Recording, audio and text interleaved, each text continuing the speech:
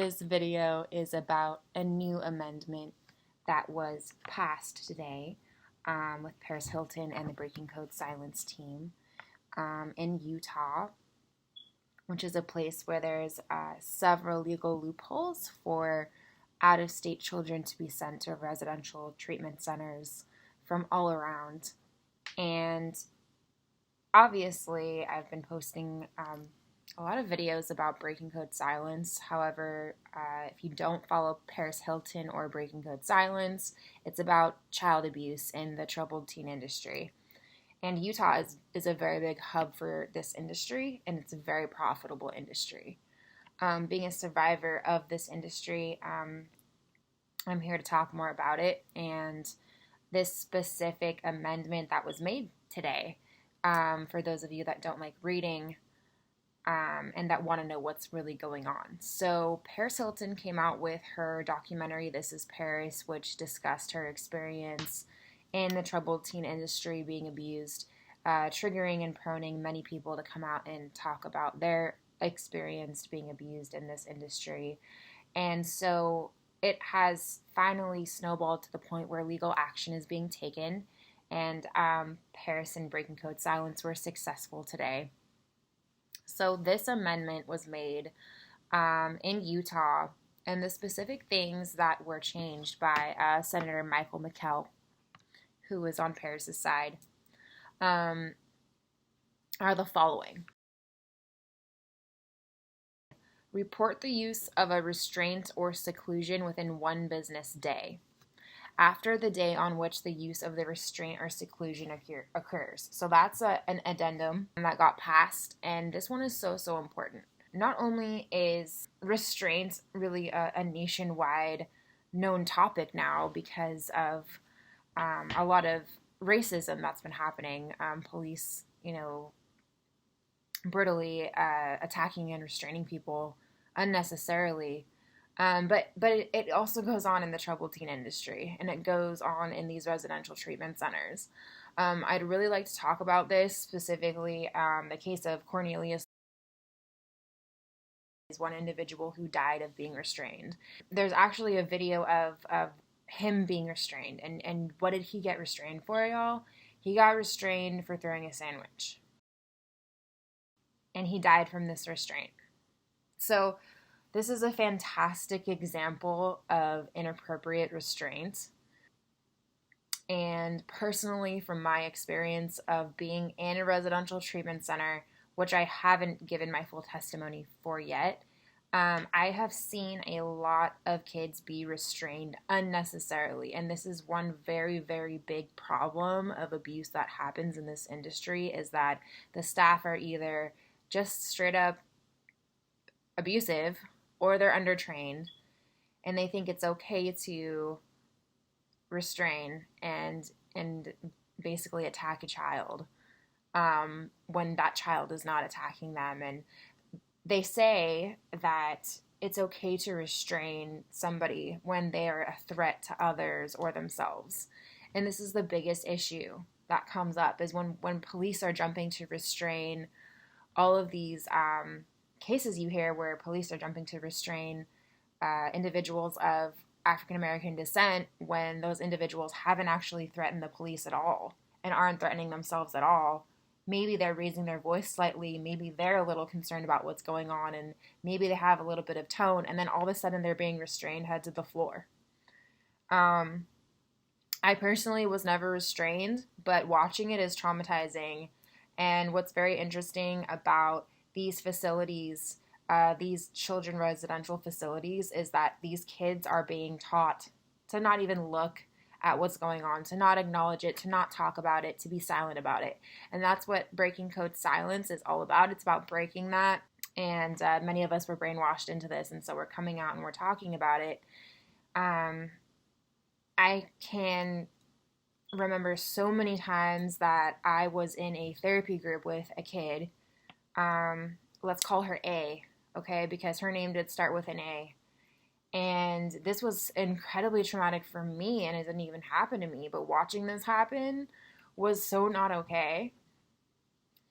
And we were in an attack therapy session, which wasn't called that, but it is attack therapy, and that's a lot about the cult-based therapy groups that stem from Synanon, which you can learn about from the breakingcodesilence.net 5-minute video if you haven't looked at it already.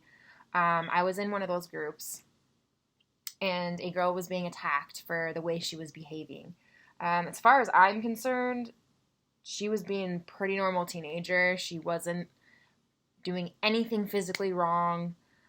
She may have had a little bit of an attitude. I think a lot of people would have an attitude at a place like this because of the way that they're being isolated from society for months upon months and treated, like they're bad people. This girl reacted. She stood up for herself. She had a little bit of an attitude. And what did that turn into? It escalated into, okay, now she has to sit in the middle of the circle. She's got to sit in the middle. We're going to put a chair in the middle of the circle, and we're going to put this girl in the middle of the circle, and everyone's going to go around and tell her how badly she's behaving. And I can't get into too much detail about specifically what was said, but all that she was doing was defending herself. She was not doing anything wrong.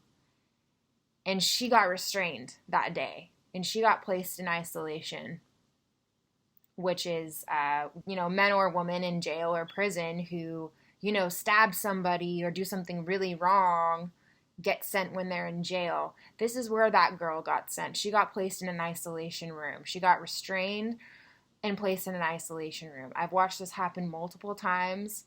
I've watched people get hurt multiple times for simply raising their voice or for having an attitude. No harm to themselves, no harm to another person. Simply, it's their attitude, and they're getting restrained for that.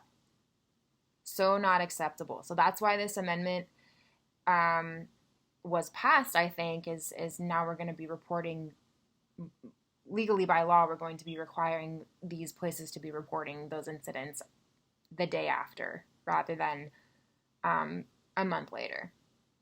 The next part of the amendment that was added is that the inspections that are going to happen in these facilities are now going to be unannounced. And this is so, so important because if you ever watch the documentary The Last Stop, which I believe I just made a video about, haven't posted it yet, and it's about one of these residential facilities, and it talked about how this place was so corrupt but never got shut down because they knew when they were going to be audited. They knew when someone was going to come by and check on them. And so they really, made things okay during whatever that hour or that day. It's like, and this is how it was when I was at my facility as well. Everyone knew when someone was coming that day to check on the regulations. It was like this big scare too, because there was so much that was wrong, that was so not fucking right at these places, that it was like, all right, everyone get your shit together because they're gonna come today, type of thing. And I remember that personally. So in The Last Stop, the Elan School did finally get shut down because the government authorities of New York came down and they just crashed the party. They didn't tell anyone they were coming. And they found out what was really going on, and that's how that place got shut down. So definitely a big concern of mine with all of these residential treatment centers that are claiming to help teens but are abusing them is that, that's how they get away with so much stuff, is because they know when the government regulators are coming in and they put on a good face and they put on a good act and they get away with it.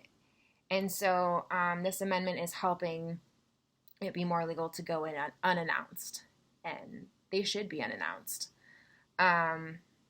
So obviously that's going to hopefully help these abusive places to never be abusive, but also, catch the ones that are being abusive and get them gone. I have so much more to say when it comes to that, but this is just simply me helping to educate everybody on what is going on legally and legislatively as a result of Breaking Code Silence movement and, Paris Hilton's help as well. I know there's other legislations going on in other states, but Utah is a very, very big hub for this because there's so many legal loopholes, and I think this is the first of very, very many. So Me and many other survivors today are crying tears of joy. We're just so relieved that there's actually change being made. And so, I'm so very incredibly thankful to the Breaking Code Silence team, trying to work with them as well. This is the conclusion of my video. I am doing a little drawing right now to kind of just get out some of my PTSD energy. And I will be posting that on my Instagram, Nefelli Productions, which I will include a link of below. And I hope everyone's having a wonderful day, a wonderful night. And I'm here to advocate. So this is what I'm here to do. All right. Until next time. Nope, actually, I'm not done. I forgot one of the lines in the amendment. And it is a symptom of PTSD to just like forget stuff a lot. And I also just forget stuff a lot all the time. Ask anyone that I know. It's a neurological condition that I have, and it's definitely PTSD based, which is a symptom that a lot of survivors have that we'd like to come out and speak about. So if you're a survivor of PTSD, don't be afraid to get out there and talk about it. The last line that was added in this amendment is to the communication of the child to parent. And in many of these places, actually all of these places are level based. And when you first arrive at these places, you don't get to speak to your parents. You don't get to talk to the outside world. Your rights are taken from you, and they decide when you get to talk to your parents. And that is so beyond wrong. And a big part of the reason that's beyond wrong is because they want you to be brainwashed before you talk to your parents, so that you don't tell your parents what kind of serious abuse is happening in the facility. What's really sad about this is that these kids are vulnerable. These kids have probably done something naughty. And these kids are being used as pawns by the authorities of these residential treatment centers. And the parents are being told, don't believe your son or daughter. They're just lying to you. They're just manipulating you. They're just trying to do anything they can to get out. When, well, yeah, we do want to get out because this is violating my human rights. This is not helping me, and it's not going to help me. But if I don't pretend like it's helping me, my human rights will get stripped from me slowly and disgustingly. So what happens is they basically make sure that you as a child become who you want them to be. They build that trusting relationship with you, Stockholm Syndrome, and they make sure that whenever you do talk to your parents, you don't tell them anything bad. And that's a big, big problem in this industry. So this amendment, line 973, includes confidential conversation. It says, when not otherwise prohibited by law, they shall facilitate weekly confidential, this is the addendum, confidential communication between a child and the child's parents, guardian, foster parents, and siblings as applicable. This is very interesting to me because apparently we're supposed to be able to speak to our parents every week. Of course, I'm 30 now, but I'm just saying, speaking as the 15-year-old I was when I was sent to one of these facilities, definitely did not speak to my parents that soon. Definitely not. These phone calls are monitored. Kids will get in big, big trouble if they say the wrong thing to their parents. Yes, they may even end up being restrained. This is such a big deal that this confidential piece was added to it, because that means they can say whatever they want to their parents, apparently. So we'll see how it goes, but this is a very good start. So that was my little addendum to the informational video I made today about SB127, which is for people who want to learn more about the legislative action happening as a result of the Breaking Code Silence movement, as a result of Paris Hilton's coming out. And yes, I am a proud survivor of my own experience in this industry. I guess the reason I'm proud is because I'm proud of myself for being such a great person through all of this. And, Breaking Code Silence family is my family, really, at the end of the day. So I'm proud to be a part of the family of advocates that are standing against child abuse. That's the end of my video for Reasels. And thank you for watching. Not really too big of a person on being like, hit like and subscribe to my channel. But if you do like it, you can hit like. And if you want to subscribe, you can subscribe.